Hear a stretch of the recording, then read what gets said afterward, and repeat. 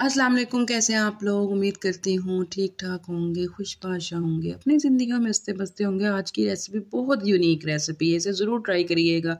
ये जी आज हम बनाएंगे गार्लिक कॉर्न।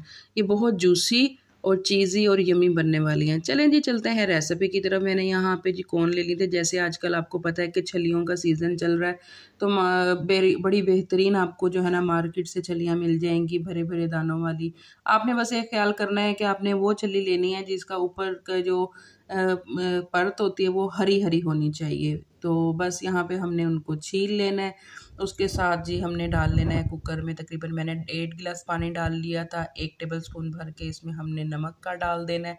और यहाँ पे मैं जाली रख के इसको स्टीम में तकरीबन 1 घंटा पकाऊंगी। आप चाहें तो आप डायरेक्ट पानी में डाल के भी इसको बॉयल कर सकते हैं। कुकर नहीं है तो आप इसको किसी भी खुले बर्तन में डाल के बॉयल कर सकते हैं। यहाँ पे जी 1 घंटे के बाद मैंने इसका ढक्कन खोल के जो है ना अपनी कॉर्न्स को निकाल लिया था। मकसद बॉईल करना है, आप इसको किसी तरीके से भी कर सकते हैं। बस यहाँ पे हमने इसको पीसीज में कट कर लेना है। यहाँ पे आपकी छुरी का तेज़ होना बहुत ज़रूरी है। और जी अब हम इसका तैयार करेंगे मसाला। कोई भी कढ़ाई या पैन ले लें आप, उसमें 1 टेबलस्पून के करीब हमने बटर डालना है और चॉप किया हुआ लहसुन ऐड कर देना है। क्योंकि गार्लिक कॉर्न है तो ये तो मस्ट है इसमें जाना। तो बस ये चॉप किया हुआ मैंने गार्लिक ऐड किया। हल्का सा जब उसने अपना कलर चेंज किया, खुशबू आना शुरू हुई, साथ ही हमने इसमें 1/2 टीस्पून लाल मिर्च, 1/2 टीस्पून नमक, 1/2 टीस्पून हमने इसमें ऐड करना है कुटी लाल मिर्च, थोड़ी सी काली मिर्च, हाफ से भी 1/4 कह लें आप, काली मिर्च ऐड करनी है।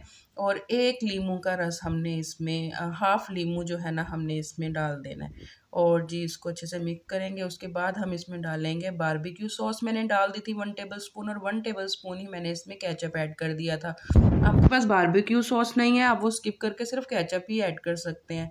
और 1/2 टेबलस्पून मैंने तकरीबन इसमें ज़ीरा पाउडर ऐड कर दिया था। थोड़ा सा हम पानी डाल देंगे ताकि हमारे मसाले जले ना। यहाँ पे जो मेरी फ्लेम थी बिल्कुल दम वाली थी। और थोड़ी सी ऑरिगेनो लीव्स डाल दी थी हम मैंने, ये टेस्ट के लिए। इसका टेस्ट बहुत ही मज़े का आता है।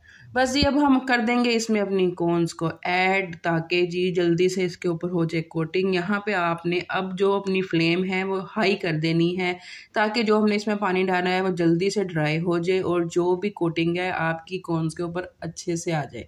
बस जी हाई फ्लेम पे मैंने इसको 2-3 दफ़ा मिक्स किया तो कोटिंग अच्छे से ये देखिए हो गई थी।